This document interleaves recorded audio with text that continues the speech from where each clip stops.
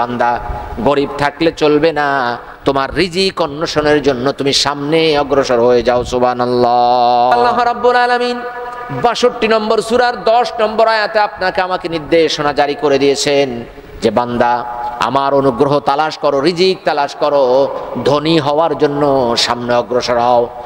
فَإِذَا قُضِيَتِ الصَّلَاةُ فَانتَشِرُوا فِي الْأَرْضِ وَابْتَغُوا مِنْ فَضْلِ اللَّهِ। আল্লাহু আকবার বলেন। فَإِذَا قُضِيَتِ الصَّلَاةُ فَانتَشِرُوا فِي الْأَرْضِ, যখন সালাতের দিকে এই জুমার দিনে তোমাদেরকে আহ্বান জানানো হয়, ফাইদা খুদিয়াতিস সালাতু, তোমরা সালাত আদায় করে আর বেশিক্ষণ অপেক্ষা করো না, মসজিদে বসে থেকো না। সালাত সম্পন্ন হয়েছে, ফান্তাশিরু ফিল আরদ, এবার জমিনে ছড়িয়ে পড়ো, আল্লাহর অনুগ্রহ তালাশ করো, জন দাও, কাজ করো, ড্রাগন ক্ষেত ড্রাগন বাগান করো, যেটাই তুমি করতে চাও, যেটাই তুমি যোগ্য সেটাই তুমি কাজ করো, আল্লাহর অনুগ্রহ তালাশ করো। পৃথিবীতে এমন কেউ নাই যে আল্লাহর অনুগ্রহের বাইরে আছে। যত বড় ধনী হোক আর যত বড় প্রভাবশালী হোক না কেন, আল্লাহর অনুগ্রহের বাইরে কোনো মানুষ বাঁচতে পারে না, আল্লাহর দয়ার বাইরে কোনো মানুষ সামনে অগ্রসর হতে পারে না। এজন্য আল্লাহ তাআলা আপনাকে আমাকে বলছে, বান্দা গরিব থাকলে চলবে না, তোমার রিজিক অন্বেষণের জন্য তুমি সামনে অগ্রসর হয়ে যাও। সুবহানাল্লাহ।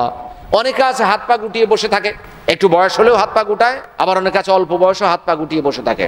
অনেকে বলে যে আজকে আমার মোটামুটি 200 টাকা ইনকাম হয়ে গিয়েছে, আর আমার দরকার নেই। আর দরকার নেই এই কথা বলবেন না কখনো। আপনি শুধু ফান্তাশিরু ফিল আরদ, আল্লাহ বলছেন জমিনে ছড়িয়ে পড়ো, আল্লাহর অনুগ্রহ তালাশ করো। আল্লাহ আপনাকে বলেননি যে মোটামুটি একটা হলেই চলবে, আর বেশি লাগবে না তোমার। আপনাকে আমাকে সামনে যেতেই হবে, যেতেই হবে, তালাশ করতেই হবে। দারিদ্রতার ভিতরে মানুষ থাকলে মানুষ অনেক সময় আল্লাহর উপর তহমত দেয়, আল্লাহর উপর মানুষ অপবাদ দিতে থাকে যে আমি এত সালাত আদায় করি, আমি এত রোজা রাখি, আমি হক হালালি খাই, আমি মা বাবার সেবা করি, আমি মানুষের সেবা করি। আল্লাহ বারবার আমার উপরেই খালি দারিদ্রতা চাপিয়ে দিচ্ছে। মেয়ের বিয়ে দেবো, টাকা নাই, ছেলেকে বিয়ে করাবো, টাকা নাই, আমার একটু চিকিৎসা করাবো, টাকা নাই, আমার স্ত্রীর সমস্যা, টাকা নাই, খালি গরিব হালত আল্লাহ আমাকেই দিচ্ছে, বলে না অনেকে। এজন্য আল্লাহ বলছে, বান্দা খবরদার, নামাজ পড়ে মসজিদে শুয়ে থেকো না যে কি সুন্দর একটা ফ্যান লাগিয়েছে ইমাম সাহেব, এই ফ্যানের দাম কত? 2.5 থেকে 3 লাখ টাকা হবে, আর একটু বাড়ান তো দেখি কেমন লাগে। এবার উনি এখানে নাক ডেকে ঘুম যাচ্ছে, মুয়াজ্জিন আজান দিয়েছেন, হুজুর এখন কয়টা বাজে? এখন আসরের সময় হয়ে গেছে। উনি এবার আসরের সময় আসরের নামাজ পড়ে আস্তে করে গিয়ে একটু চাট খেয়ে বাড়িতে গিয়ে আবার ঘুমিয়ে পড়েছে। আল্লাহ বলছেন ফান্তাশিরু ফিল আরদ, জমিনে ছড়িয়ে পড়ো।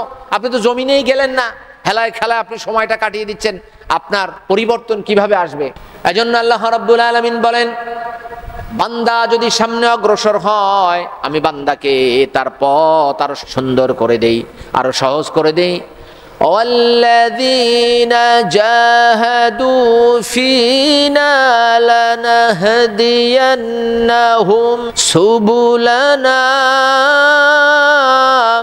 29 নম্বর সূরা, সূরাল আনকাবুত 69 নম্বর আয়াতে আল্লাহ বলেন যে আল্লাহর রাস্তায় চেষ্টা করে, পরিশ্রম করে, তাকে আমি সেই দিকে তার রাস্তাকে সহজ করে দিই।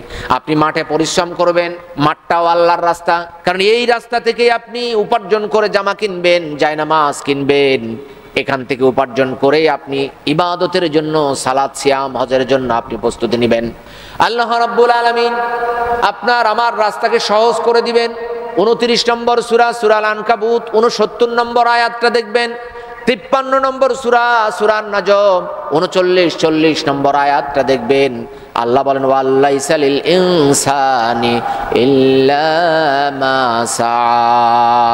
মানুষ যা চেষ্টা করে, চেষ্টা অনুযায়ী ফলাফল পেয়ে থাকে। পরের আয়াতে আল্লাহ বলেন, অচিরেই সে তার চেষ্টার ফলাফল দেখতে পাবে, অর্থাৎ আমি অচিরেই তাকে তার চেষ্টার ফলাফল দান করব। আপনি জমিনে ড্রাগন ক্ষেত লাগিয়েছেন, ড্রাগন বাগানে আপনি ড্রাগন লাগিয়েছেন, ড্রাগনের গাছ লাগিয়েছেন, অচিরেই আল্লাহ তার ফল আপনাকে দেখাবে। আপনি ধান লাগিয়েছেন, অচিরেই আপনাকে ধান দেখাবেন। আলু লাগিয়েছেন, অচিরেই আল্লাহ আলু দেখাবেন। আল্লাহ বলছেন অচিরেই সে তার ফল দেখতে পাবে, খুব তাড়াতাড়ি সে তার ফল দেখতে পাবে। এজন্য আপনাকে আমাকে অলসতা করলে চলবে না, অলস বসে থাকলে চলবে না। আমাদের নবী সাল্লাল্লাহু আলাইহি ওয়াসাল্লাম পরিশ্রমের মূর্ত প্রতীক। মাত্র 23 বছর জীবনে কত বছর জীবনে? 23 বছর নবুয়তি জীবনে তিনি যখন বিদায় হজ্জে ভাষণ দিলেন, কম বেশি 1.25 লক্ষ সাহাবীর সামনে তিনি ভাষণ দিয়েছিলেন। অনেক বৃদ্ধ, অনেক শিশু, অনেক অসুস্থ, তারা তো বাড়িতেই রয়ে গিয়েছে।